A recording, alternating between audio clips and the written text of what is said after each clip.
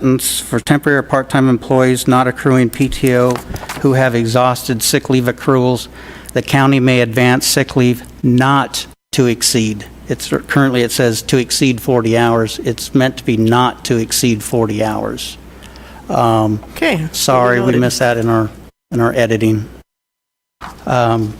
This personnel policy is basically designed to comply with, to any pandemic, and then many of the items are with the COVID-19. And so some of these are recommended, parts of it are recommended by the CDC and the Public Health Department, with the basics of not coming to work sick. We did add a few items. In A, little I, the health department requested that we put 4 signs of a fever or greater. The policy said 104 degrees and then left it at that, so we want 104 and greater. But basically, it's to minimize contact, and the policy is to help us get through whatever pandemic we're dealing with at the time. What we're requesting here is adoption of the policy with any edits the board has, and then put it in place for 30 days unless extended by the board, or however long the board wants to put it in place for. We did not include the House Bill 6201 because it may be different for every pandemic or whatever, but we'll explain parts of that with the policy. But basically, like it says, it's just giving the department heads to give them some advice on being able to send employees home during the pandemic or influenza or anything that comes up. What we also put in that section E is that we would allow employees to borrow up to 80 hours of PTO or up to 40 hours of sick time. That sick time is for those employees who are temporary employees or part-time employees that do not accrue PTO hours. That was for per Proposition 206 a couple years ago. So 1 hour for every 30 hours of work they get sick time. So that's where that 40 hours come from. They can only accrue 40 hours in a year and can only use 40 hours in a year. But this just gives them a little bit of extra time to give that to them up front. The 3 days, we're not requiring doctor's notes for 3 days because it says sometimes 72 hours to 14 days. But under federal family medical leave laws, we still need, HR still needs to be notified in case we have to send out family medical leave paperwork.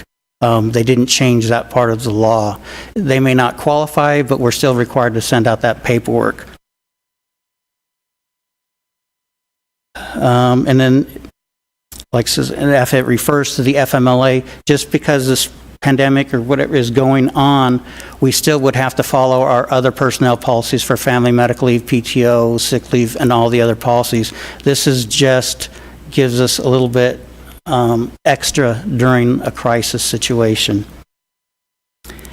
And it also adds about the child school. It gives us, gives the directors and the employees flexibility if the child's school is closed or their provider is closed for child services or child care.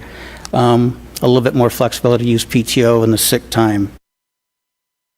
Telecommuting, we don't promote telecommuting here in Mojave County. I mean, sometimes people do it on a temporary basis, to prepare for a court case or something like that, they're able to. But in this, we would have to consider what's essential, and that would be up to the department head, working with IT and the county manager to see if we have licensures and enough support and not to overwhelm our IT department or crash any of the systems, and make sure we're still viable with all the liabilities with the licensures. We also put in here that we have the ability to create alternate work schedules, workstations, move people around to where we need them, or, like I'm going to use the library, for example, because they're on the agenda. If there's employees at the library, if the board decides to close or moving some of those employees around to empty positions to help get through this, and then they can go back. Just whatever the essential functions of the county is, we have the ability, and we have personnel policies already in place that will allow that. And then we also did research of areas that have natural disasters, Florida, Oklahoma tornadoes, hurricanes, and where we have that, we need the department heads to be a little bit of flexible if we have 2 employees working for the county and they have children at home. We can't demand, or I guess we can, but we're requesting that we don't demand that they work a shift at the same time, that we allow flexibility so they can work alternating shifts or schedules to accommodate their personal needs.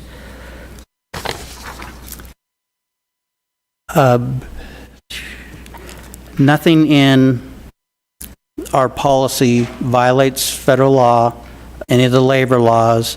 Nothing doesn't take away any of the board's recommendations or closure information. We follow the board's recommendations, and it doesn't, like the declaration of emergency, it doesn't take anything away from that.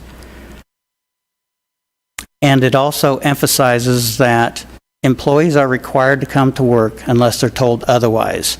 Not to listen to the media, not to listen to gossip, Facebook, any of that. It says you come to work unless specifically cited not to come to work.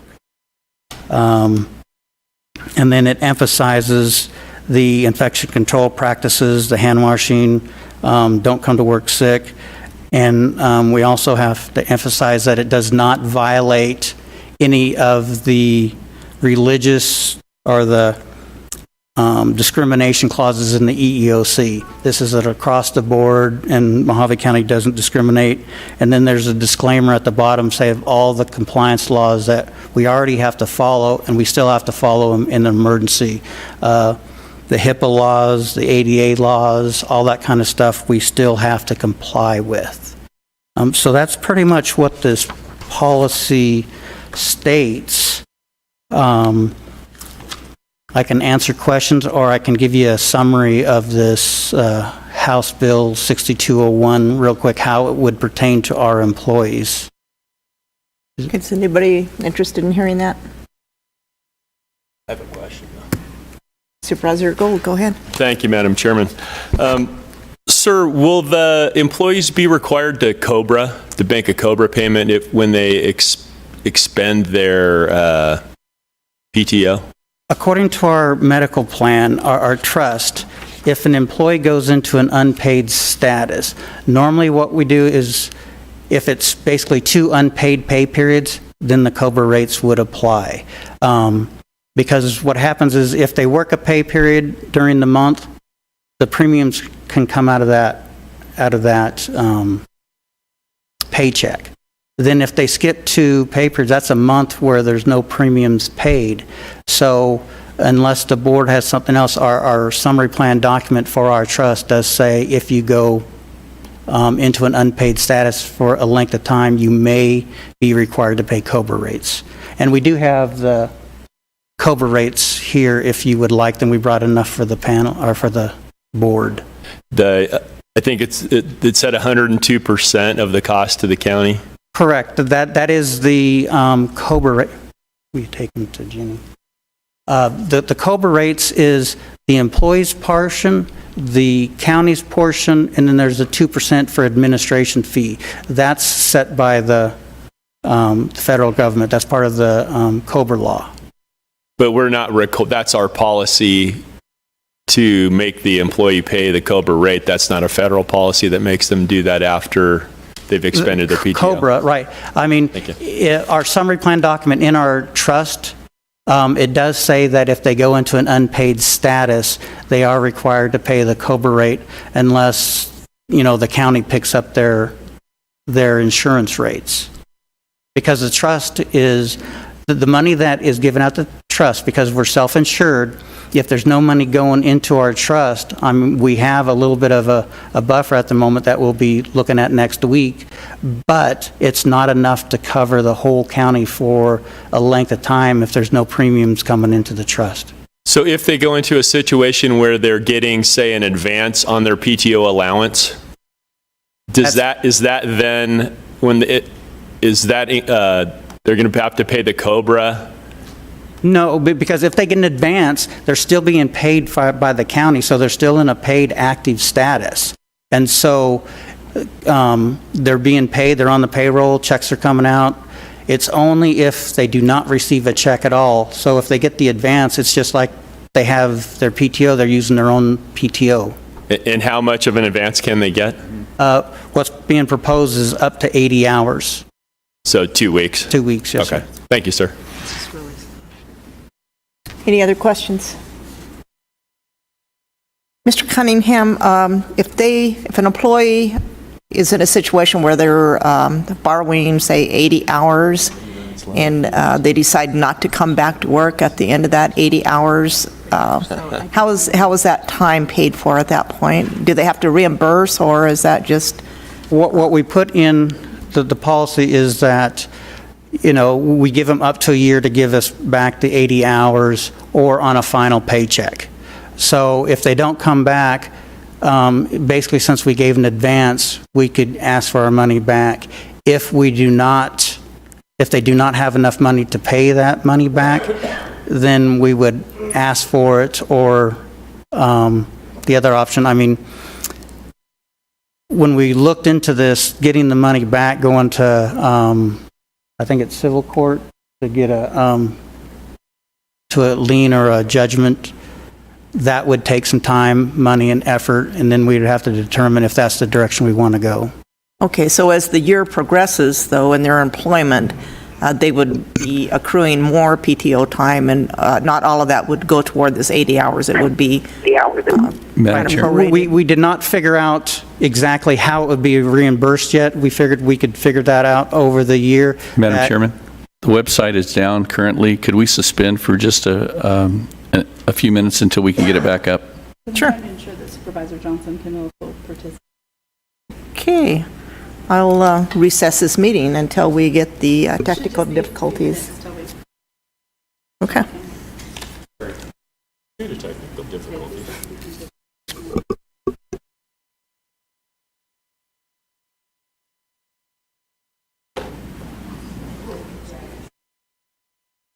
Madam Chairman, Supervisor Johnson is now able to participate. However, it does appear that our website's still down. I think he was on the YouTube channel, but not to the website.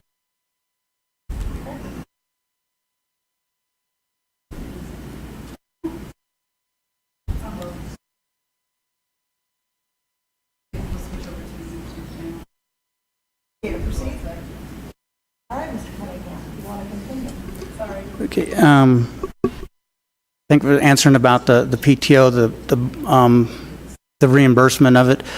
We haven't worked out exactly the details of how many they would return on a pay period basis, monthly basis. We can be flexible because if they're off for any length of time, coming back, they may not have, the PTO is an accrual, but other things come up in life, sick children, emergencies or whatever. So I don't think we want to take the full amount back, maybe 50% or a quarter of it until we get our 80 hours or the 40 hours of sick leave back. Okay. Thank you, Madam Chairman. So Byron, would it, wrong game, sorry. That's what happens when you use names. Yeah. This would only be under a pandemic type thing where we are going to let them or get an advance on their PTO allowance. Yes, sir. This is not a everyday occurrence. This is only under influenza or other viral pandemic outbreaks. And then the board authorizes this personnel policy to go into place. It would be in place, but it's not authorized until you put it in place, because right now we're asking for a 30-day or a 60-day. But other than that, we would not advance PTO except in a crisis. So this would require a vote of the board and not just a vote of the chairman, or a decree of the chairman? The personnel policies are how they go into place. The personnel policy, I believe the board has to approve the personnel policy, and then to activate it, I would have to ask Mr. Esplin. The activation is what I'm concerned with. The activation would happen immediately. You would impose it right now. The supervisors, the board here would elect and say, yep, we're going to do this. And at the same time, I would say, and it goes into effect immediately is what I would recommend that you do. But this is not a one-time, this is a permanent change to the employee policies. So if we had a future pandemic, how would that play out? I think what you would do is you would bring it to the board and have the board declare that. So that would be a board vote rather than the chairman's declaration? I'm getting multiple things here. I think I would still bring it back to the board in the event of a pandemic, because the authority that's given to the pandemic, the authority that's given to the chairman during a pandemic is to things like to shut down streets, public buildings, those kind of stuff. It's not really addressing employer-employee, the personnel policies and procedures. So I would say in the future, bring it back to the board, or we could amend it and say, have the chairman declare the pandemic. I mean, you can do whatever you want in this to say, hey, here's the triggering event. The triggering event is when the chairman declares a pandemic, or when the board declares it, or when the governor declares it, whatever you want to do. We can put that in that language right now if you wish. Since I have no ability to look at the backup material because the computer is down, I'm curious, how is it written currently? It does not address that. It doesn't address who calls the pandemic event. It just says, in the event of pandemic or influenza or whatever it is, these rules come into play. So it doesn't say who declares, who says these come into play. But I think arguably, oh, sorry, go ahead. I'm sorry to interrupt you, but we need to verify if Supervisor Johnson is still able to communicate. Supervisor Johnson, can you? Can you hear me, Madam Chair? Okay, Yes, I can.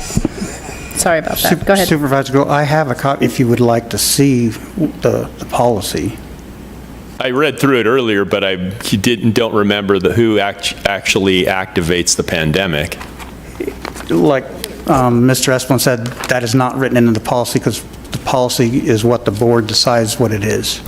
But I would say if there's been a pandemic declared, like what we have today, if the chairman has declared it, then I think it's a pretty safe to say that this would then apply in the future. I do.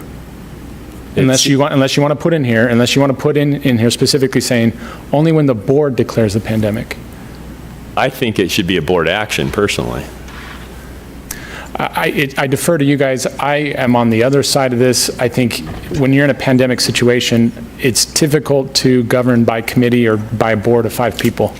If you have one person that's doing that, that's the idea behind having the chairman declare and do certain things. Yeah, but in reality, this is an emergency of funding, not an emergency of action. This is a funding game that everybody's playing, more so than something that we need to take action immediately. Well, in any event, if you have a future one where, in your opinion, it's not an emergency of funding, but rather an actual emergency, I still think the same principle applies, that one person should be in charge running it, as opposed to having all the supervisors come together to declare it by a board. So as it's written now, it's unclear. As it's written right now, it's unclear, but what I would suggest, if this were to happen again in the future, that I would say once the chairman has declared an emergency, then this provision would kick in.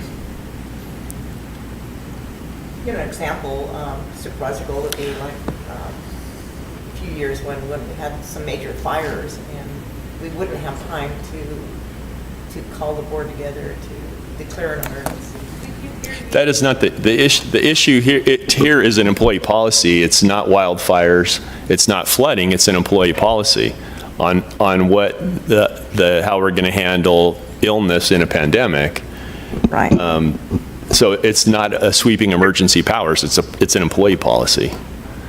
So I doubt that it would be that urgent.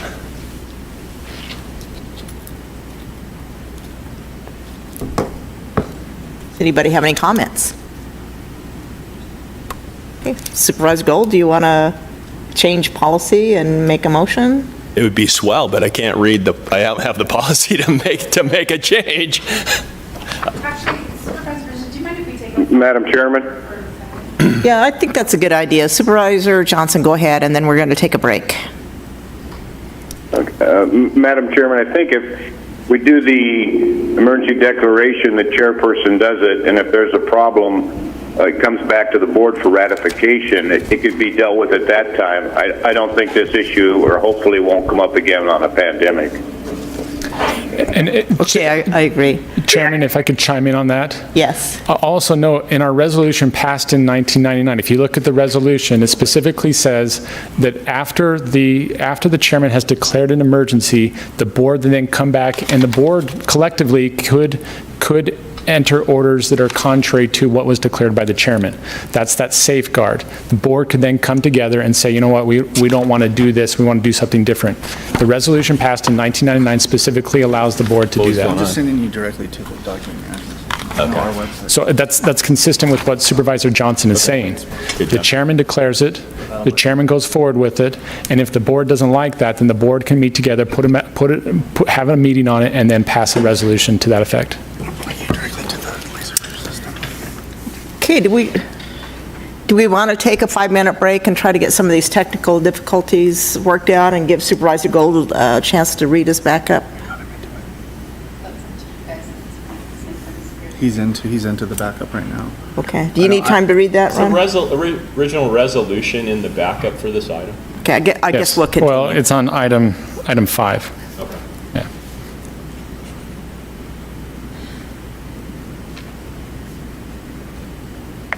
Madam Chair? Supervisor Johnson.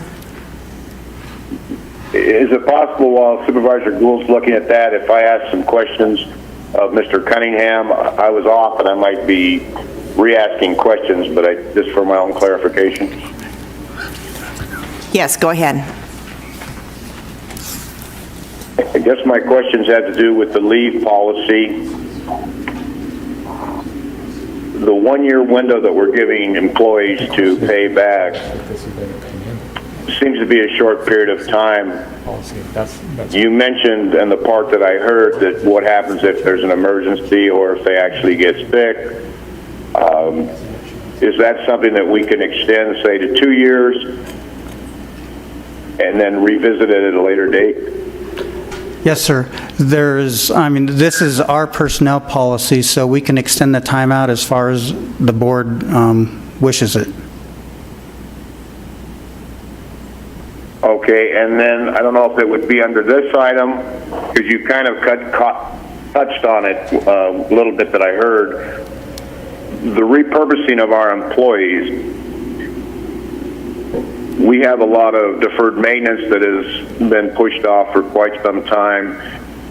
If this goes for any length of time and we're looking at not enough PTO, can we repurpose our employees to do some of the maintenance, in the buildings they're in? I mean, if it's just painting or deep cleaning or whatever needs to be done, so it's still of value to the taxpayer, and it keeps our employees with income coming in.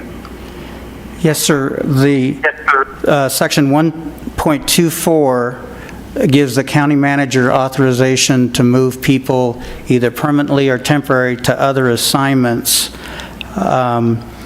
It also, what we put in all the job descriptions,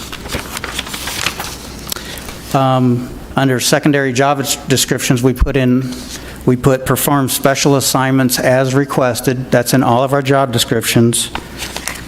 And then also, there's a disclaimer at the bottom of our job descriptions that says management is not precluded from assigning other related functions not listed herein in such functions or a logical assignment within the scope of the job specification for the position.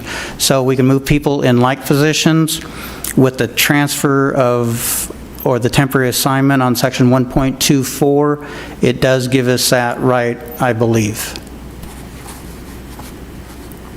Thank you, I appreciate that, and hopefully I didn't go over something that the board had already covered. I think that it's incumbent upon us to try to keep our employees working as much as we can, because we have to have the services available, and when this is over, we want them back to work immediately. Okay. Thank you, Supervisor Johnson. Supervisor I just want Angus? some clarification. So if someone's going to take longer than that, if they're going to take an advance on their PTO, that has to be approved, right? There has to be a reason. It's just not, they want to take it. So, Yes, I ma'am. mean, have you thought about how many employees you think percentage-wise this may affect? It would depend on, it's department by department. It says may extend, it's just like any other PTO. It's at the discretion of the department head to authorize the Right. PTO. And the employee would understand that going into it, that they would owe this, and now it's just the terms, basically. Right, this PTO, this extension of PTO was not designed for regular vacations or anything. It was designed to help in a pandemic, that if they're off because they're sick or they're taking care of a loved one or anything, that's what the 80 hours was designed for. Right, if there's an emergency situation. Yes, ma'am. And to go further into what Supervisor Johnson was saying, people are going to be working during this time in their current positions. So there's nobody that is so non-essential that they're going to be, go and clean the bathroom somewhere. I mean, I assume that is the policy of the county, is that people are going to still be working within their jobs.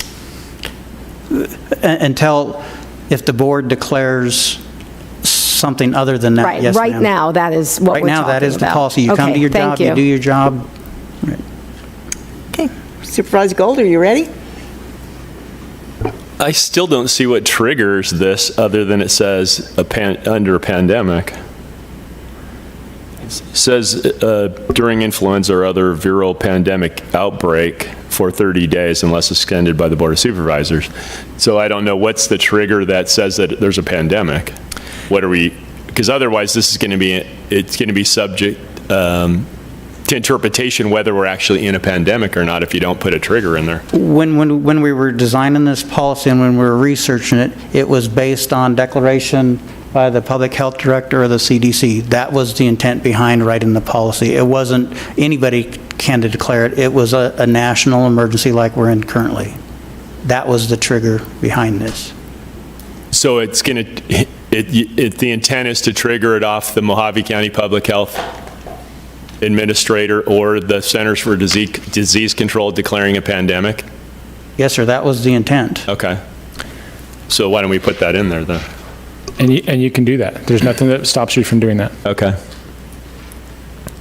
And just to clarify what I was saying earlier, when the chairman declares an emergency, the resolution that allows the chairman to do that, it specifically says in here, so that you're aware that nothing the Board of Supervisors can call an emergency meeting, they can agendize a special meeting, they can have a regular meeting, and with the Board of Supervisors present, they can conduct Mojave County business even contrary to or amend a proclamation.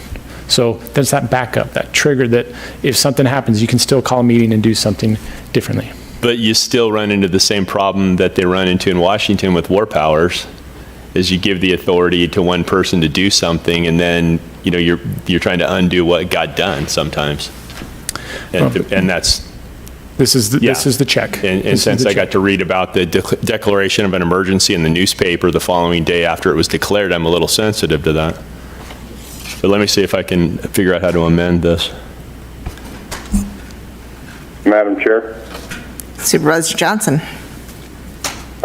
while we're waiting for Supervisor Gould, did we also address possibly a premium holiday if it gets that far for those who might be impacted by COBRA pay? Supervisor Johnson, premium holiday on our benefit plan,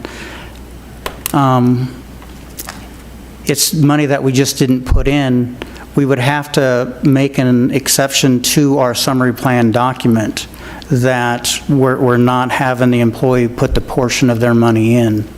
I don't think we can do it without changing it because of the legal requirements, I believe because of our summary plan document with the trust. Yeah, I would hold off on making anything of that nature today, but that's something that you can look at down the road. And that wasn't my intention to do something today. I just wanted to make sure we were all aware of it. I don't think it's going to get to that level. It sounds like we can repurpose our employees, like the Supervisor Angus brought up, that, you know, employees will be working their positions, but if it goes on for any length of time, obviously certain departments won't have the workload that they would have had if the public was coming in.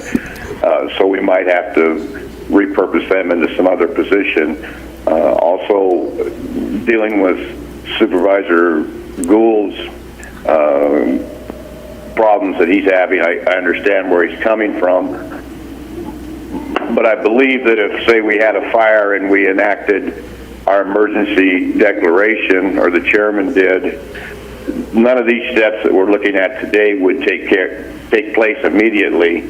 So I don't think that, while I understand his concerns, that it's something that's going to affect us as a board. Thank you. Okay, thank you. Supervisor Angus. So basically, Supervisor Johnson is talking about sort of the long-term policy, and we are discussing the short-term policy. We would come back, should this go on for much longer than anybody foresees, we would come back and talk about it at that time. I think it's, again, a little premature to talk about all of that and do this in haste without really thinking about all the unintended consequences that could happen. Yes.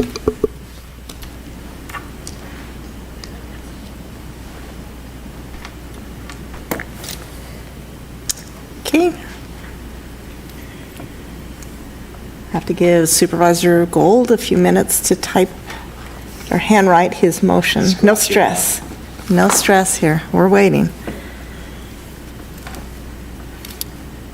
Any comments, Supervisor Watson? To fill up the time? Thank you, Chairman Bishop, but I have no wisdom to add to the conversation. Chairman Bishop, would you mind if I explain a little bit about the House bill? I mean, I know people have been asking about paid time off, what the government says, and there's been a lot of misinformation. Would it be all right if I just read a summary real quick? Yeah, since we're kind of waiting. I'm good to go. Are you good to go? Okay. Can I just say that we will put a summary on the HR webpage on Monday with the easy read. We've got the bill up there now, but we'll put an easy read up there on Monday to make sure employees understand what the House bill was. Good idea. Okay. Thank you. I think Judge Gertler has something to say. Sorry, sir.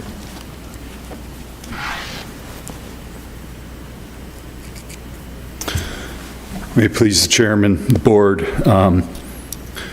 Personally, I like what Mr. Cunningham has done. I think it is good for the board to act quickly, and I think it's wise to be addressing this process through your decision-making here today.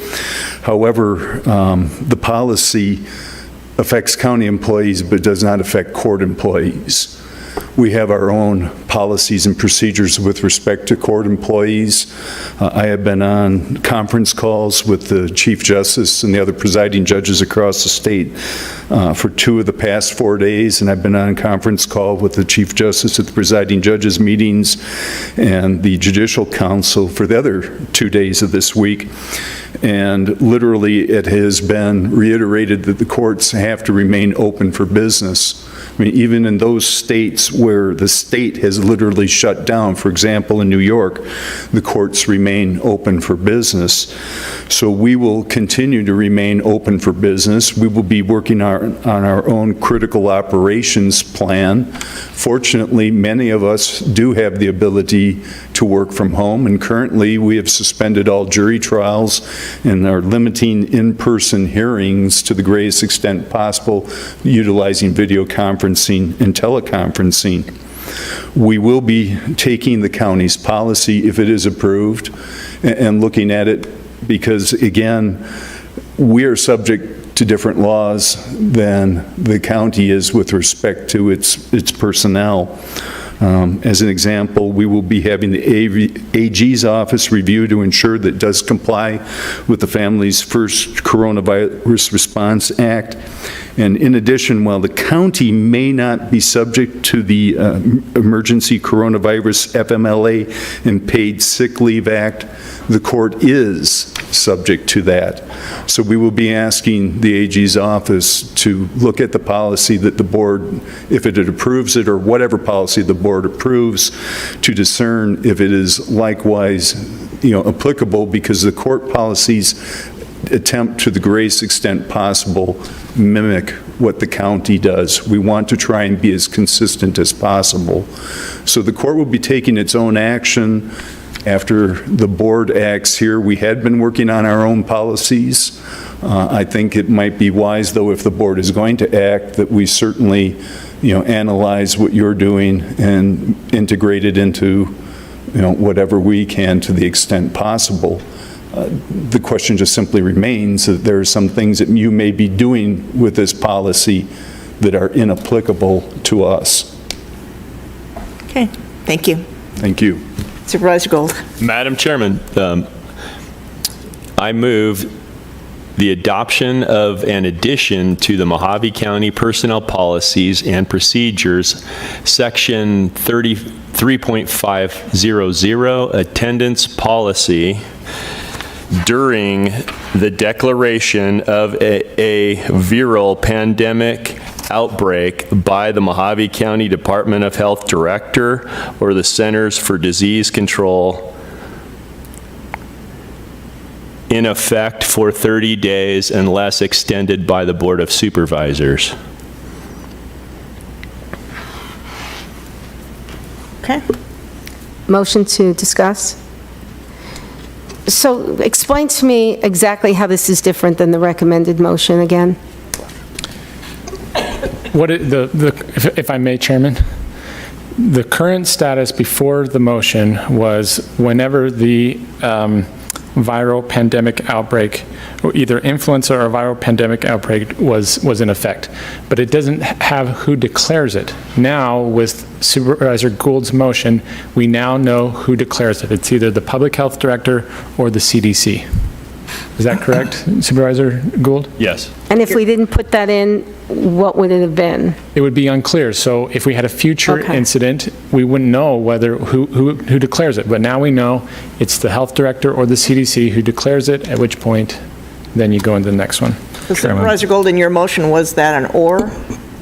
No. It was either or. How did you? Did you want both? I removed the either or. Chairman Bishop. Because what I did after the word during, and I added a new phrase, the declaration of a viral pandemic outbreak by the Mojave County Department of Health Director or the Centers for Disease Control in effect, and then went back after the word effect for 30 days unless extended by the Board of Supervisors. Okay, so it is an or. No, I removed that. I didn't state that sentence that's written. Chairman Bishop, Supervisor Gould, I think she's meaning you said either the Public Health Director or CDC. Yeah, that's an or. Okay. And also the influenza part was also removed as well. That's also different. Or did you want to keep that in there too? I just reduced it to viral pandemic outbreak. Got it. Chairman Bishop. Supervisor Watson. Good comment, please. Would that preclude the authority of the President of the United States and the Governor of Arizona? Yes. You would then have to have I said preclude their ability, not include. No, it would preclude their ability because our health director would have to declare it, or the Center for Disease Control would have to declare it. So if the President of the United States or the Governor of Arizona indicated and declared a pandemic in Arizona, we would ignore that? Until our health director made a declaration that there is a pandemic. Madam Chair? Are you Angus. by statute, if that happens, that the President of the United States or the Governor of Arizona does that, do you automatically, are you statutorily responsible for doing that? Or is it completely on your own?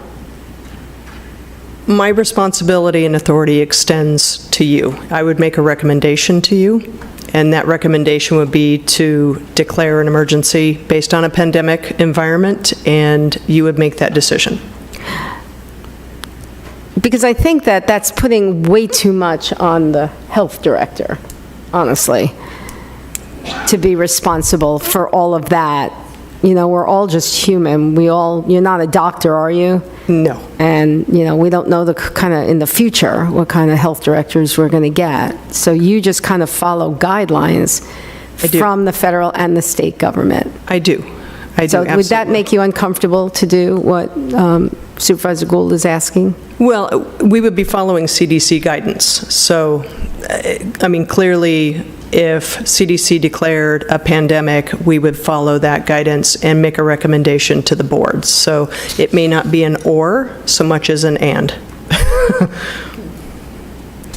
So the CDC would be the first marker for us, generally speaking, but that CDC recommendation, of course, goes up to the federal government, to the president as well. So he or she would make their determination at that point whether to declare a federal emergency. And it's all based on triggers, if you will, of where we are with the pandemic. Thank you. Certainly.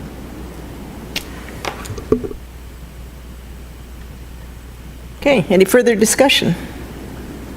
Yes, Madam Chair. Supervisor Johnson? Are we doing this all because of the employees' PTO?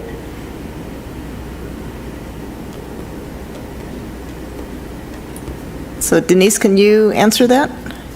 I don't think it Madam Chairman, Supervisor Johnson might have missed the first part of the discussion.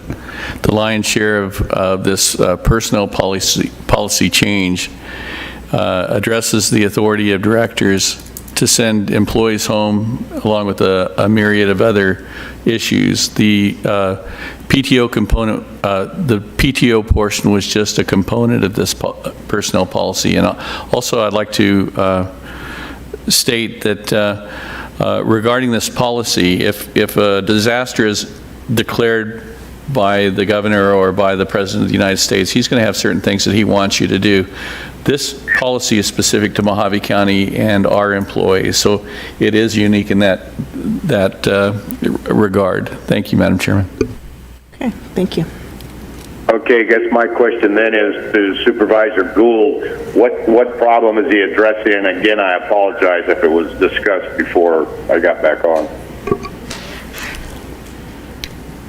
I think that question I know, but I'm waiting for you to say I can talk. But that's why I'm looking at you with this puzzled Thank you, Madam Chairman. Supervisor Johnson, I was concerned what would trigger the the ability for the employees to get an advance on their PTO, because I felt that the recommended motion is unclear. So I thought that I would clarify it by adding the stipulation that it was in the declaration of a viral pandemic outbreak by the Mojave County Health Director or the CDC. Just for a point of clarification. Otherwise, you're going to have employees that are going to misinterpret or may claim that they heard that there was a pandemic and just clutters it up. But things should be clear so that everybody can understand them. Thank you. Thank you, Supervisor Gould. I understand what you're saying. I don't know that we need it, but I'll go along with whatever the board wishes.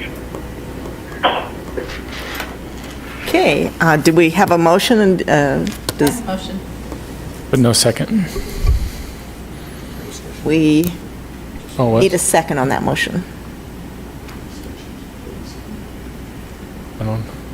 Okay. Madam Chair, can I just ask a question before we move on? If you just had put CDC, I could see it. I just, and/or that's, making the Mojave County Public Health Director on the same par as the CDC. And that is, I don't understand that. Madam Chairman, Supervisor Gould? the federal government has no authority over the states. Under the Constitution, they have enumerated powers. So under their enumerated powers, I'm not clear that they can actually even declare a pandemic and force the states to do anything. And you kind of see that stuff going on now, which is why I would want somebody local to have the authority to declare it also. She is the health director is the health director for Mojave County and knows what's going on in Mojave County. And if it were the case that you had a health director that would just arbitrarily declare a pandemic, I'm sure she wouldn't remain health director for very long. But we have rights, and we should actually stand up for those rights. We're merely not a subdivision of the federal government. We're a subdivision of the state, and the state's created the federal government, even though the child now thinks that it runs the country. Thank you. Welcome. Any further discussion? We still have a motion on the floor. We need a second. I'll second it for a vote. Okay. We have a motion and a second. All those in favor, say aye. Aye. Aye. Any opposed? Motion carries. And we can move on. Okay, next item is under the Director of Risk and Emergency Management, Brian Stewart. Discussion of possible action, Ray, in response to the COVID-19 pandemic, suspend issuance of all Mojave County use permits for mass gathering events for the next 60 days, and terminate with full refund all Mojave County Parks facility use permits, Public Works special events permits for the use of county right-of-ways, and any other special event permits for special events currently scheduled to occur in the next 60 days. This suspension and termination with full refund is subject to further extension as determined by the Public Health Department at the conclusion of the 60-day period. Further direct staff to inform the event organizers, applicants, and public of this suspension and termination. Supervisor Johnson, were you trying to say something? Yeah, sorry, I broke in. I thought you were done. No, it's a long one. The question I have goes back to item number 1. Was that a motion to accept the new policies and procedures with the addition of that Supervisor Gould put, or are we still going to address possibly extending the time period of repayment? No, I think, if I may, Chairman, I think what we did, we accepted the motion. They voted on the motion that Supervisor Gould put forward, and it doesn't address the latter part that you just said. Okay, thank you. Yep. Madam Chairman, we could reconsider if Supervisor Johnson had another issue that he wanted to address. Supervisor Johnson, did you want to reconsider and address that other item? Sure. I make a motion to reconsider item number 1. Second. Good idea. All those in favor? Aye. Aye. Aye. Any opposed? Motion passes. Madam Chair, I just was curious if the board would look at possibly extending the payback time for a 2-year period, which we could readdress in, say, 3 months if things continue down the same path. I'll second the motion. Okay, we have a motion and a second. Any further discussion? All those in favor say aye. Aye. Any opposed? Okay, motion passed. Okay, going on to item number 2. Is Byron here? The real parent? Chairman Bishop, I'm on the line. Madam Chairman, if he still he's out? not, we can check and see if he's on the line. Thank you. He's on the phone. Chairman Bishop, I'm on the line. Oh, okay, you'll have to speak up a little more. You're very, very weak. Sorry, I'm trying to tap in here from my cell phone. Can you hear me okay? I can hear you better, but you're still sounding a little weak. If you could just maybe get a little closer to the phone. I'm about to swallow it now, but hopefully you can hear what I'm saying. Yeah, that sounds good. Would you like me to address this or just answer questions? Whatever you would like. Okay, we have Byron on the telephone. Does anybody have any questions for discussion for Madam Chairman. Supervisor Gold has a question. Byron, do we know how many events that we've issued permits for? I don't have that number, but I believe that the Public Works Department does have that information, and we can get that for you. That would be good. Madam Chair, I'm sorry, I didn't hear that, but Madam Chairman, our Public Works Director is here. Okay. Mr. Lukowski, do you have any idea how many permits this is currently out? Okay, also, while he's coming up to the microphone, it's my understanding that development service is 0 for the next 60 days. Okay. Chairman Bishop and members of the board, we had previously issued 3 facility use permits for the parks, 2 at Davis Camp, as well as 1 at Veterans Park. The Veterans Park event has been already canceled by the event organizer. That was an Easter egg hunt. There is another Easter egg hunt planned for the Davis Camp as well, and that would be on Easter weekend, as well as a blues festival at Davis Camp in mid-May. While the event organizer for the Blues Festival has not yet acted, he's actually reserved time in the fall at Davis Camp should the event be postponed. Oh, good. On the right-of-way use permits, what we call special event permits for right-of-way occupation, we do have 2 events. One is a use of London Bridge Road for a bicycle event. That's on March 28th, the Saturday, last Saturday of the month, as well as the Golden Shores, I think they call it the Loyalty Parade. They'll be in the Golden Shores area, occupying primarily open highway. That's April 18th. So those would be the 4 events. I kind of dropped the 5th off because the Veterans Park Easter egg hunt has been called off already. Those would be the 4 events that are impacted. Okay, thank you. Mr. Lutowski, did anyone contact the promoters of these events and see whether they were planning to go forward or not?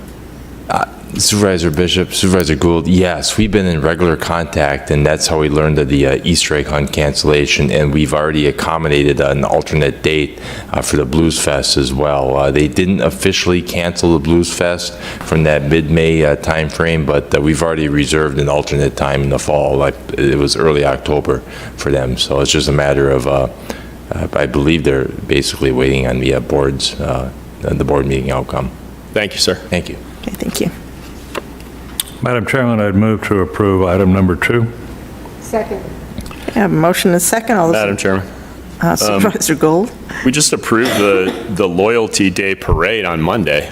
That's right. And so that much has changed that now we're going to unapprove it?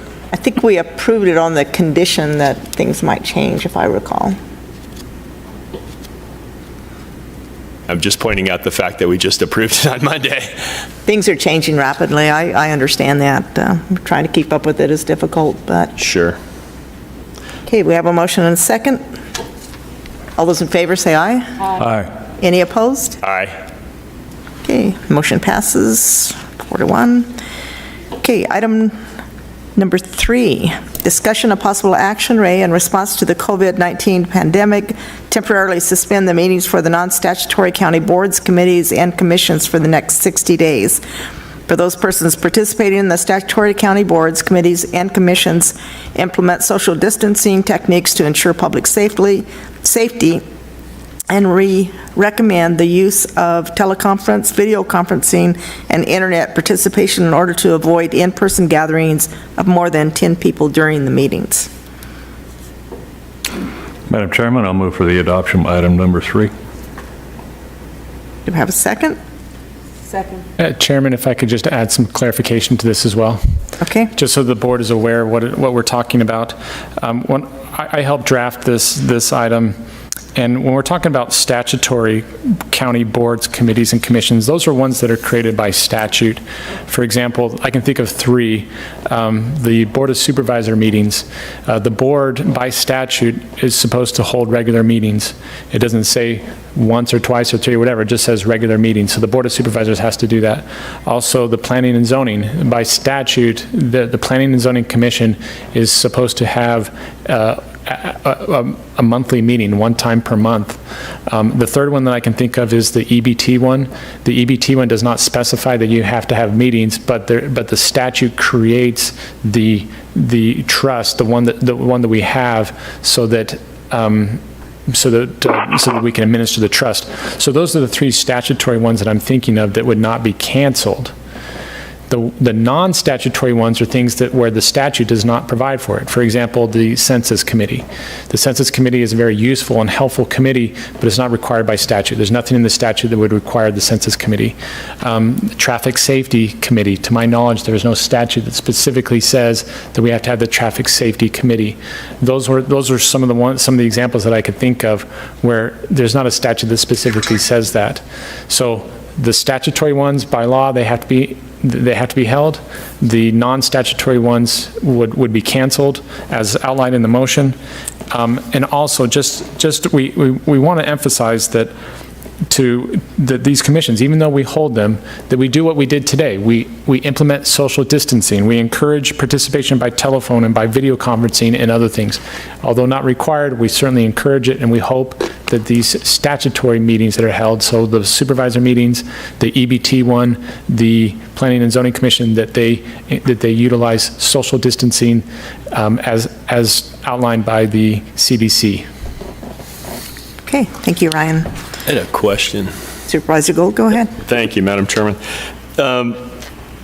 So is the suspension of non-statutory boards and committees and commissions going to cause a backlog of any of our regulatory functions? If I may answer that, I can't speak for all the departments, but I attend a lot of these, or our department attends a lot of these, and I think it may cause a little bit of a backlog, but not significant, because some of these don't even happen on a regular basis because they can't get a quorum.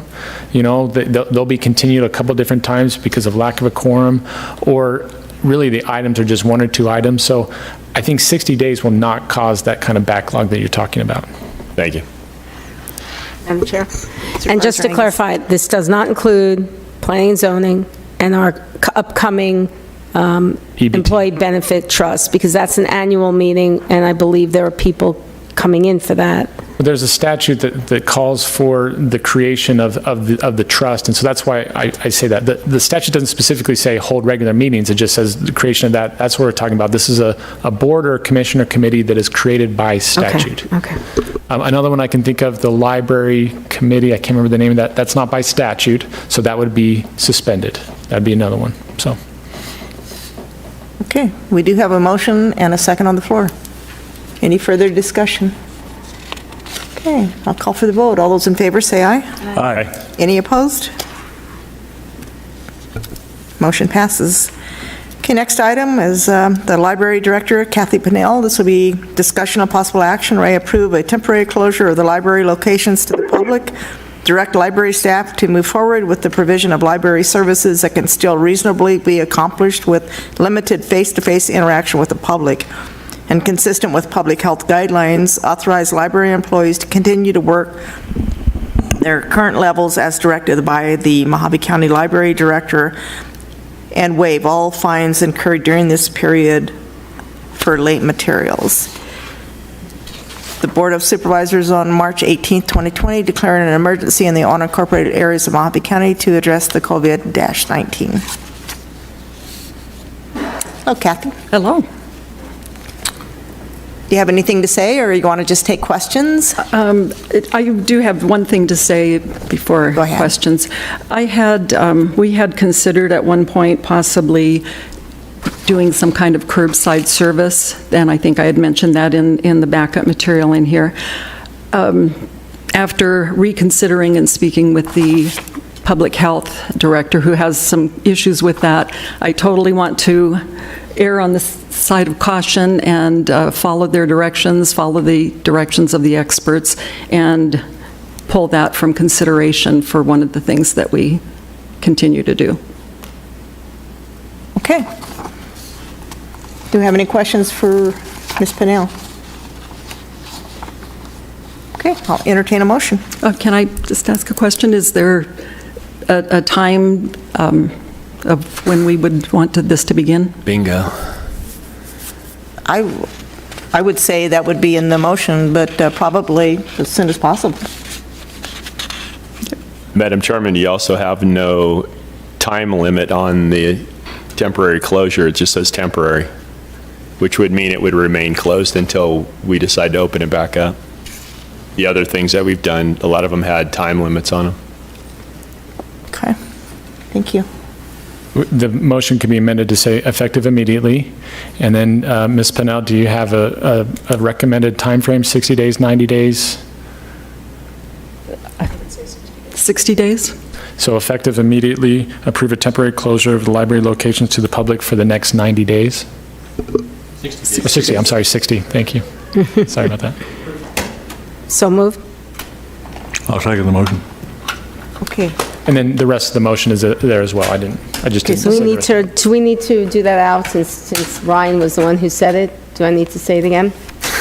Ryan shouldn't be making the Yeah, you, That's Right, yeah, that's what I said. Okay, so effective immediately, I move to the effective immediately, we approve a temporary closure of library locations to the public, direct library staff to move forward with the provisions of library services that can still be reasonably be accomplished and limited face-to-face interaction with the public and consistent with public health guidelines, and authorize library employees to continue to work their current levels as directed by the Mojave County Library Director, and waive all fines incurred during this period for late materials.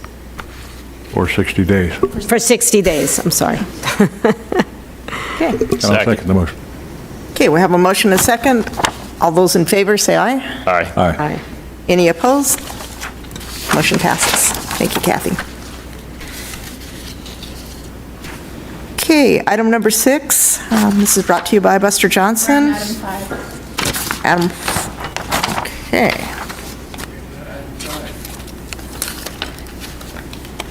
It wasn't on my, Ratification of let me get the other agenda here. It does have an item 5. Discussion of possible action, ratification of the proclamation approved by the chairman of the Board of Supervisors on March 18th, 2020, declaring an emergency in the unincorporated areas of Mojave County to address the COVID-19. Madam Chairman, so moved. Okay, do we have a second? Madam Chairman, I did not see a requirement for ratification in the original ordinance.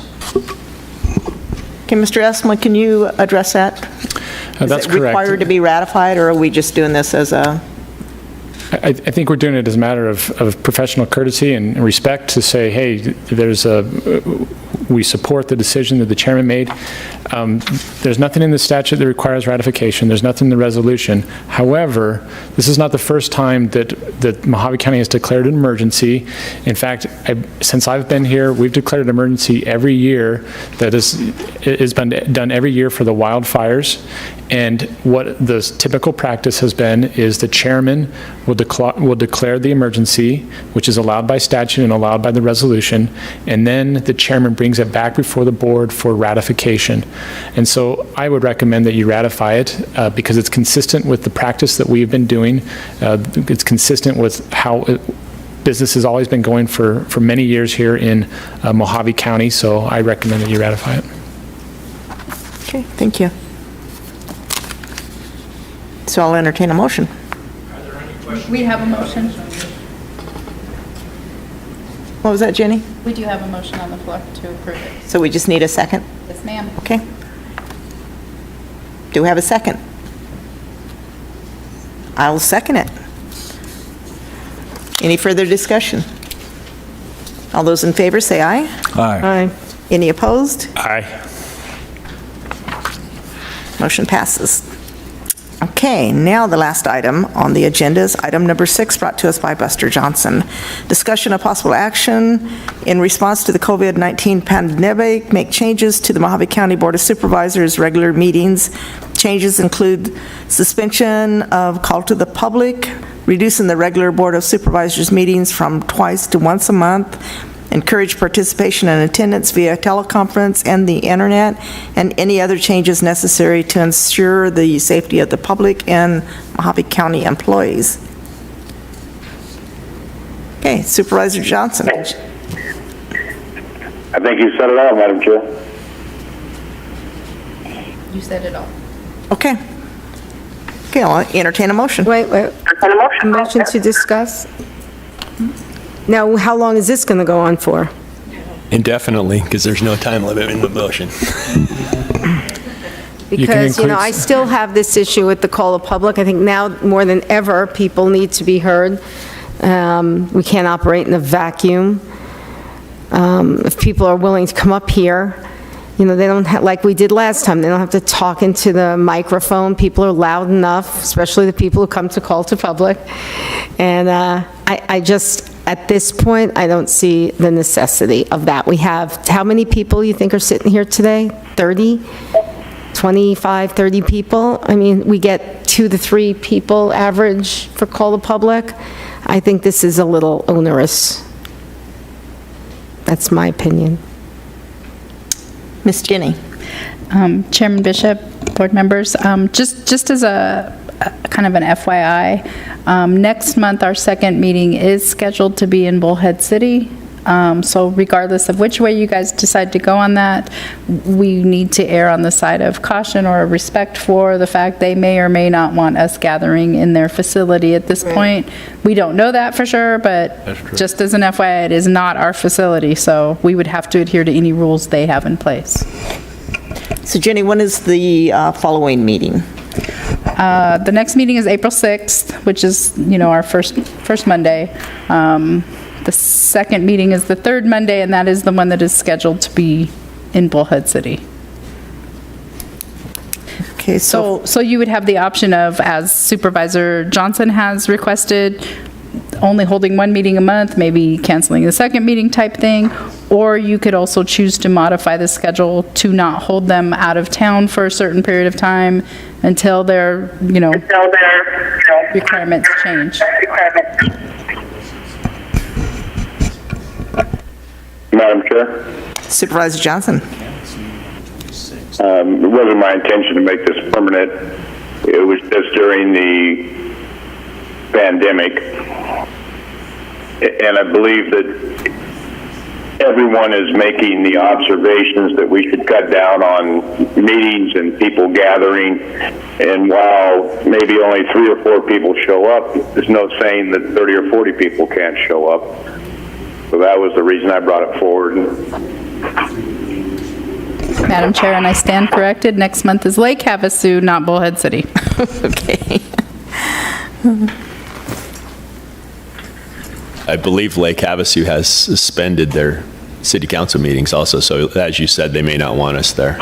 So we would either have to, we would either have to decide to, if we stay with 2 meetings, hold them here, or as Supervisor Johnson has requested, go to 1. But either way, we don't want to impose on their facility if they're not doing that. Okay. Supervisor Watson. Madam Chair, I really don't have any problem with the suggestion from Supervisor Johnson about having one meeting, one regular meeting for the Board of Supervisors. But I do think it's a good idea to have it here so we don't put other people in jeopardy. But I do agree with Supervisor Angus that we need to make sure that we're transparent and open to all communication coming into and asking questions to different directors or people responsible. So if there's some way we can still do the call to the public, maybe not in person, but there might be some facility in which we could still perform that, because it's a very important part, I believe, to remain transparent and consistent and to try to provide the utmost urgent information as possible. That's my only comment. I think one of the thoughts, correct me if I'm wrong, Supervisor Johnson, was that the call to the public, so many people using the same microphone was part of the concern. So, possibly we could take call to the public in written format. it's, Madam Chair, I mean, we have people coming up and using it all the time. I mean, are we going to stop it for everybody, the microphone? Just ask people to, and I'm not saying this is a joke, because we did it, and it seemed to work, just asking people to speak really loud. We did, but they still hugged the microphone at the last meeting. Well, then so- take it off. I mean, just take the microphone off, like put a thing on it, do not speak here. I mean, I think these are easy problems to solve if we wanted, if that's what was really our mission, is to let people say their piece, which I think is really important, especially now. Prior sheets. Madam Chairman, Supervisor Gold. we might be able to sanitize that microphone between speakers. I can't imagine that's a big deal. On the radio, we've been using Lysol on the microphones and on the phones, so, when there's a will, there's a way. Okay. So I just It want might be awkward to read written statements from call to the public speakers, because it could give the impression that that individual that's reading the statement is reaming us out instead of the citizen reaming us out, so that might be awkward. Yeah, especially if you're reading it, it's about you. That's true, as I am the chief receiver of the reaming. Madam Chair, and if I could just request one thing, if the decision by the board is to go to one meeting, specify which meeting we're going to, whether it's going to be the first Monday or the third Monday of the month, because I will have to adjust the calendar accordingly, but which Monday is up to you guys. Madam Chair. Supervisor Johnson? I would entertain the idea of using the first Monday of the month so that we don't have to call a special meeting, because I'm sure things are going to be coming up between now and then that we need to be addressed. We can always call a special meeting as long as we notice it and post it, right? Madam Chair, may I speak? Yes, Denise. Thank you. Very patient. I just want to make sure and remind everybody that with the federal and state guidance, that when we experience community spread in our county, that really triggers the mass gathering requirements and limits that to 10. So I guess it depends on, within this room, is this considered a mass gathering? I would think that would qualify. So that will be a condition in this that we would have to, a trigger point, if you will, about how we react and respond. So would it be your recommendation then that we limit the auditorium attendance to 10 or less? And there's how many setting up here? So would that 10 be in the audience, or would it include us? It would be 10 total. I mean, per the guidance, that would be 10 total. So we would be probably closing the auditorium and only having our citizens attend via YouTube. And in that case, questions, a call to the public could come in on YouTube commenting online. Could be. Yes. We would certainly recommend any kind of telephonic or computer-based methods for communicating with the public. We would never want to discourage that. That certainly paints a clear picture. Madam Chair. Chairman, if I may. And I'd like to introduce the time value to this to 60 days. That would be fine with me if someone wants to make that motion. If there's Madam Chair, can I just one other thing? Yes. If we're going to talk about allowing public comment via phone or however else, we want to ensure with IT that we're set up for that. Otherwise, the other suggestion was in writing. I have no problem reading them. But if, she just said if we were going to limit and have people use the ability to call in, Yeah, no. I don't know if we have that ability or not. That would be an IT thing.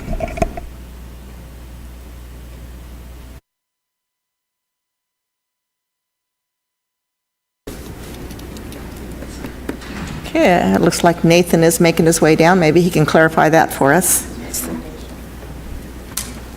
What is Denise recommended that, so with what, people not attending but calling in. Yeah, I just got information. But during our news conference, reporters were calling in, and that seemed to work, other than it was a little weak, it was hard to understand, so. I'm contacting my doctor. Good afternoon. Thank you, Nathan. On our YouTube live stream, we can enable real-time chat. That's actually a feature we normally disable because there's not a designated person there to interact with those people.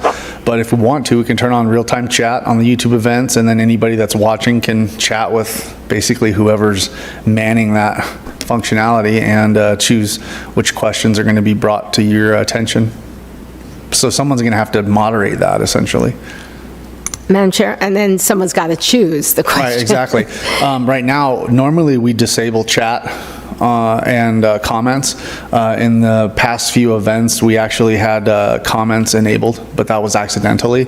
And we did get 9 comments on the last event, and we've had another event where there were 4 comments. And, you know, really the idea of disabling the comments is really just we have nobody moderating that, you know, and we don't want to create a platform where something needs to be moderated, and then we get into issues about violating someone's freedom of speech if we delete their comment because we feel like it's inappropriate. So it just kind of creates a rat's nest if we have some of that stuff there without moderation. So that's why historically we've disabled it. But, you know, in light of what's occurring now, if you want to start enabling some of those features, we can do that. But just keep in mind, it's going to take a human being interacting with it. It's not going to be some dynamic thing where it's just really quick and easy. Someone's going to have to make some decisions about what comes in from that platform and makes its way into this event.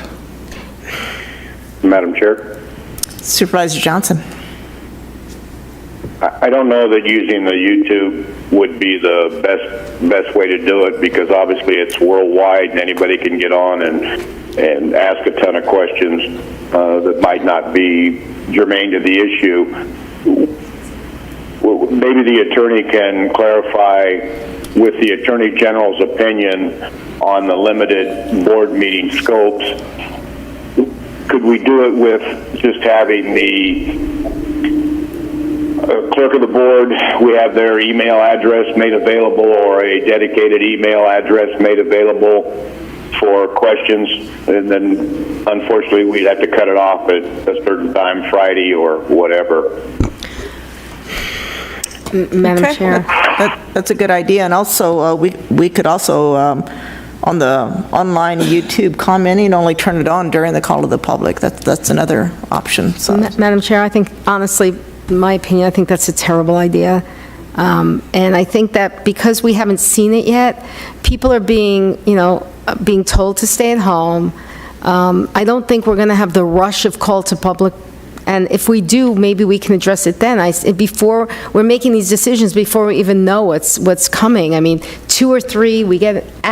What's the average, Ginny, of the people we get for call public? Like 3, 4, 5 tops. Anywhere from 3 to 5 per meeting. Yeah, and so we're not talking about a lot of people.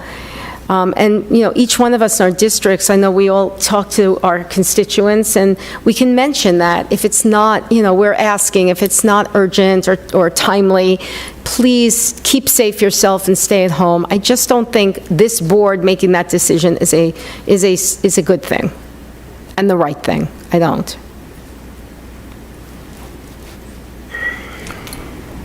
Supervisor Watson. Madam Chairman, my only concern is if we were to use some of these avenues with social media, those sitting at home might be multiplied by 100 or 300. So I am very much opposed to closing call to the public down completely, but it might behoove us to consider the written requests that could be submitted and read either by the clerk. I can go for that. Okay, and I think it's some common sense. Yeah, absolutely. They could write those comments and email them in or text them in, so.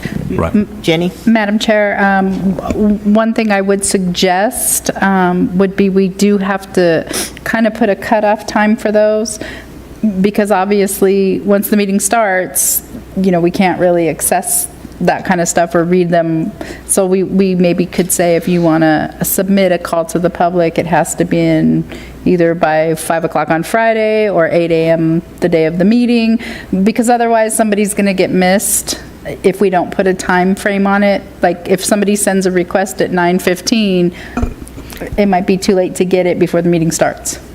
Madam Chair, just the logistics of that, because if you are asking people, if you invite people to dinner, they're going to eat.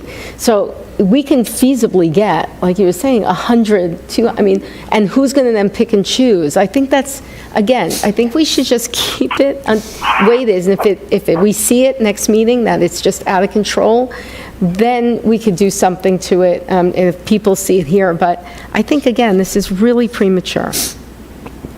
I have a question for our attorney. Sure.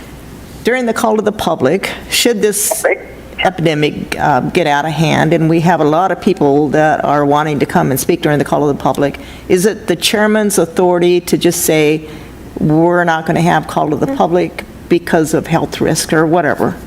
Yeah. To remove the call to the public, it would be a decision of the board. The board would make that decision. So it'd have to be made in advance. Yeah, that's why. If you've put it on the agenda, right now I'm reviewing the Attorney General's recent opinion about the open meeting laws and COVID-19. And what I get from that is, if you put on the agenda, hey, we're having call to the public, then we're going to have call to the public. We've told the public, we've notified them that, hey, this is happening. That's why I recommend you make the decision now, so that the board collectively has made that call. What the chairman can do, though, if you do decide to have call to the public, the chairman can impose reasonable time, manner, and place restrictions. So instead of 3 minutes, you could say, well, I'm only going it to 1 minute. Instead of having the microphone there, we're going to remove the microphone and you need to speak loudly. You can impose those reasonable time, manner, and place restrictions. That's always permitted. The chairman would be able to do that. But to get rid of it completely, I'd recommend that the board vote on that. Okay, thank you. May I add a couple comments real quick? Yes, We're go ahead, talking about Nathan. it. Something to consider, these events are live streamed. If you remove the microphone, the people watching the live stream can't hear the speaker very well. So that's always one of the logistical problems we have when people forget to turn their mics on or off. So if we remove this mic, people that are watching and participating remotely aren't going to be able to hear anything. So the use of the microphones is actually very critical to what we're trying to do here in order to have value for the live event. If I can't hear you, what you're saying, I see your mouth moving, how do I interact at that level? Just a brainstorm idea that, I'm thinking is, you as board members represent your constituents. And I think that if your constituents had something that they wanted to bring forward to the board, they could contact you and then you could moderate it and bring it for them. I think historically that's something that has been done, for decades. Okay, that still brings up the issue of groups less than 10 people. So, Madam Chairman. Sure. Are we allowed to limit attendance? I believe so, based on what the governor has. Can you answer that? The Attorney General has issued an opinion about COVID. The Attorney General has said, and I'll read specifically, the open meeting law permits a public body to hold a remote meeting through technological means. So if we wanted to say, you know what, all the supervisors are going to be on teleconference, we could do that, okay? Another one, quote, after providing proper notice and agenda in accordance with the open meeting law and implementing procedures designed to safeguard the public's access to the meeting, a public body can conduct an online meeting to allow deliberation and discussion about matters within the public body's jurisdiction. I don't think the open meeting law specifically allows you to limit public gatherings of 10. I think it comes down to, if the governor has declared no public meetings within 10, then we would have to follow what the governor says. So it's going to come from somewhere else. Or if the chairman could also limit it under her authority, the declaration of the emergency. That'd be one possibility. But I still think it'd be coming from the governor. If the governor says no meetings of greater than 10, then we would follow that. And that would trump, that would override the open meeting law. Because the open meeting law, the idea is that the public should have access to it.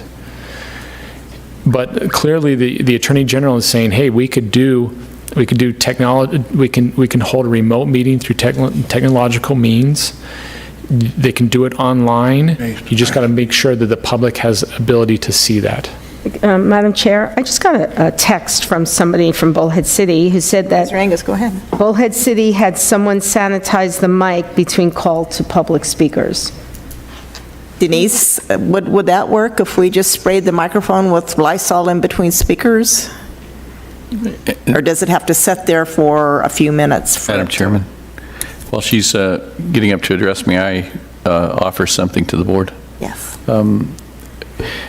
On a lot of the items that the board hears, the planning and zoning items, the statute requires that people be allowed to provide the board with comment, testimony. So we're going to have people coming up to the microphone. We're going to have to be, with the 10 meeting requirement, we're going to have to make provisions for those people that have items coming in before the board, whether they be the permitting or other items, to be able to speak to the board directly and to allow you all to have be able to ask questions of them. Thank you, Madam Chairman.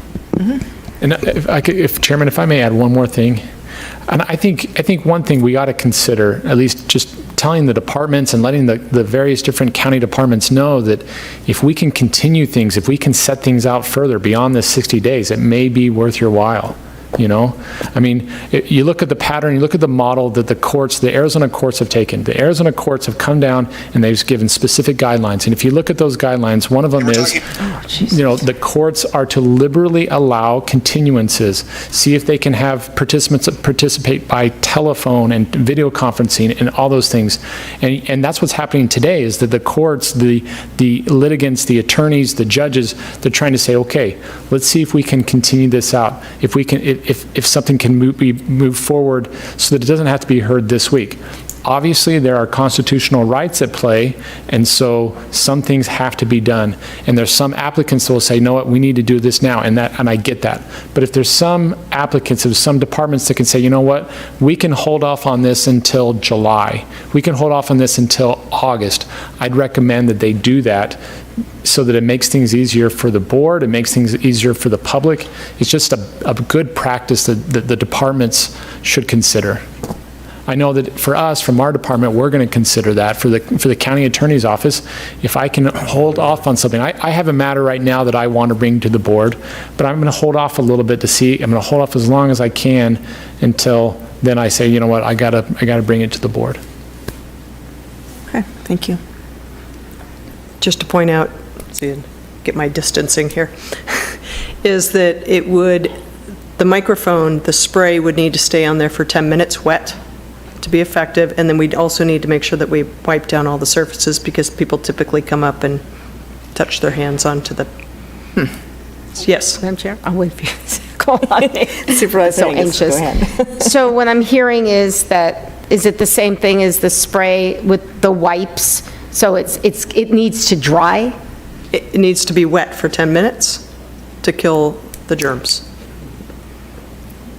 What about covers, where we have I think we need 10 covers and we take them off and put a new one on?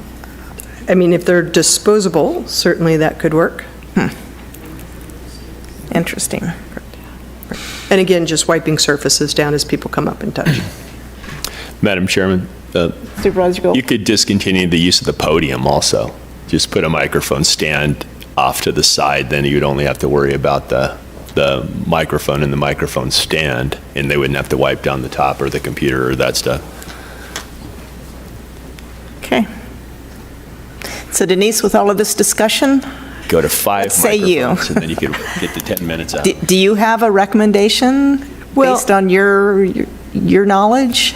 You know, I believe we will encounter a presumptive confirmed case here in the near future. I mean, that's just a prediction, and it's really just an assumption. I don't have any science to build that off of other than it's building around us. If you look at the number of cases that are now in Coconino County at 5, and they moved from 1. So things are, and Yavapai just had their first presumptive positive case. Yuma County just had their first presumptive. So it's La Paz and us. And we're to the west, you know, that's the west. We already know what's going on in California and in Nevada. So, we're really just trying to make it easier to plan for these types of activities. And if we have procedures in place and processes in place, then really it allows the public to kind of work with that, I hope, rather than prevent them from participating in a process that we hope that they can participate in. So, Madam Chairman?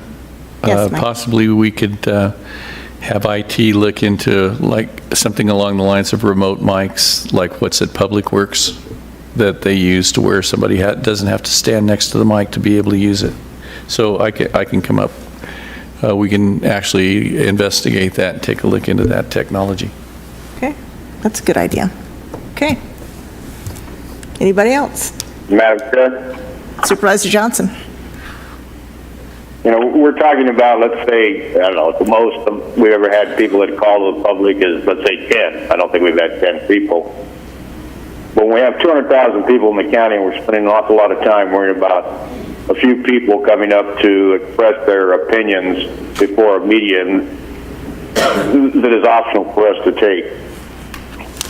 The biggest threat is to our employees and to the operation of the county. Let's say the manager, for instance, gets the coronavirus. What are we going to do? I think we're spending too much time. I'd rather just somebody make a motion and put this to a vote.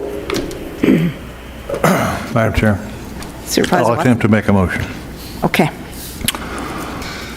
And this is for item number 6, I believe. 6. In response to the COVID-19 pandemic, recommend to change the regular meetings to once a month and change the call to the public to that of written questions or written dialogue to be received by the clerk of the board no later than Friday afternoon at 5 p.m. prior to the board meeting. And furthermore, for the next 60 days, that those meetings be held here at the Mojave County Auditorium in Kingman, Arizona at 700 West Beale. Okay. Motion to discuss? Second. Okay, hold on just a second.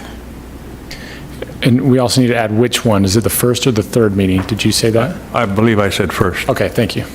Change it. Yeah. So that'd be the first, First Monday of the month here for the next 60 days. okay, we have a motion on the floor, And Supervisor Johnson seconded. He's second, but I... and we have a second, and Supervisor Angus would like to speak. Okay, so now I'm hearing that this is all to protect our employees. Are we stopping people from coming in during the day? Or can people come and speak to you over the counter during the day? I know that they're having a little distance. I mean, I had that CVS, but I mean, if is that what the worry is about our employees, then we should be doing other things. I just think the whole thing is just... Supervisor Angus, I think we're trying to protect not only the employees, but the general public, and try to keep this from becoming an... Right. So then why aren't we just closing down this building? I don't think we can close down the government. We still need to function. Okay, I've said my piece, I made my point.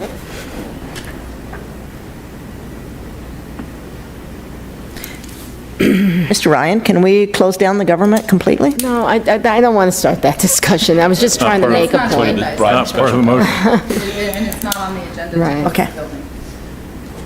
Never mind. Okay, so we have a motion and we have a second. Is there further discussion?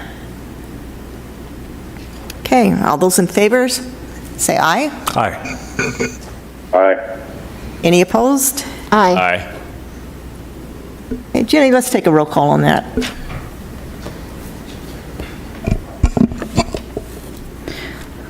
Supervisor Watson? Yes. Supervisor Angus? No. Supervisor Johnson? Yes. Supervisor Gould? No. Chairman Bishop? Yes. Motion carries. Okay, Madam Chairman, Yes, before you Mike. adjourn, may I? you certainly can. You have the floor. I wanted to thank the board for allowing us to have this meeting.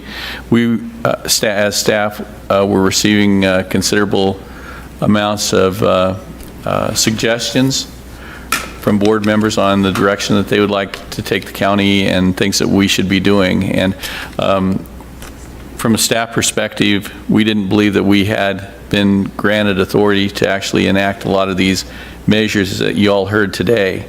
And I appreciate the opportunity to bring these forward to you all so that the board can make decisions on them. I would like to remind the board that there is a canvassing meeting on the 26th. And if you all have any other suggestions or directions that you would like for us to take a look at, I would be glad to agendize those for the meeting of the 26th. Obviously, the board does have the authority to have emergency meetings, and we could, if things change so rapidly that we need to have a special meeting, that's something that we, the board can certainly consider also. Thank you very much, Madam Chairman. Okay, thank you. There being no other business, we're adjourned.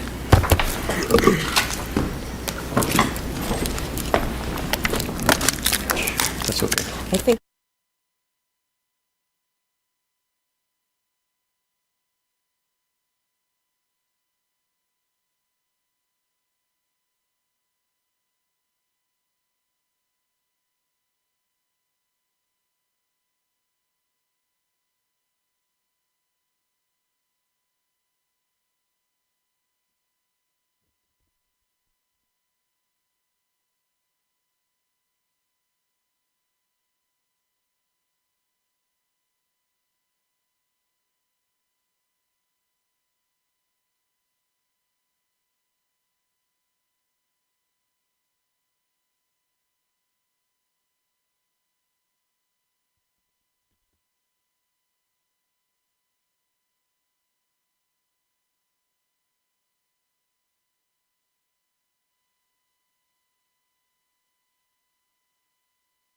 Want to play that song you love? Find it on YouTube Music.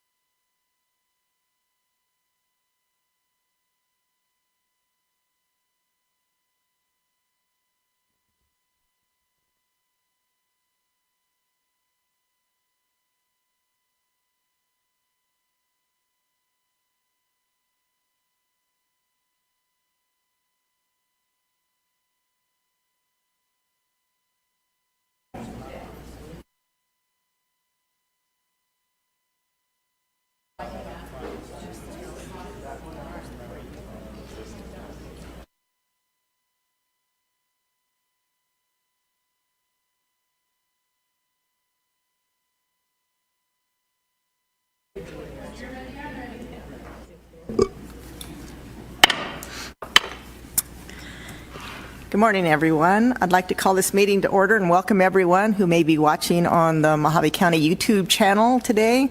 I want to remind all of you attending in person to adhere to the CDC recommendations and practice social distancing. So in other words, spread out. It looks like you're doing a pretty good job. So yes, I will. Supervisor Johnson, are you on the phone? Yes, ma'am.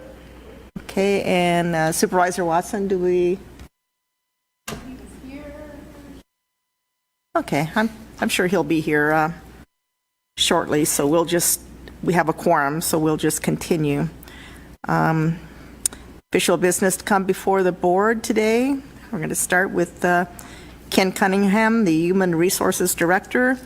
This will be a discussion of possible action, adoption of an addition to the Mojave County Personnel Policies and Procedures, Section 3.500, attendance policy during influenza or other viral pandemic outbreak in effect for 30 days unless extended by the Board of Supervisors.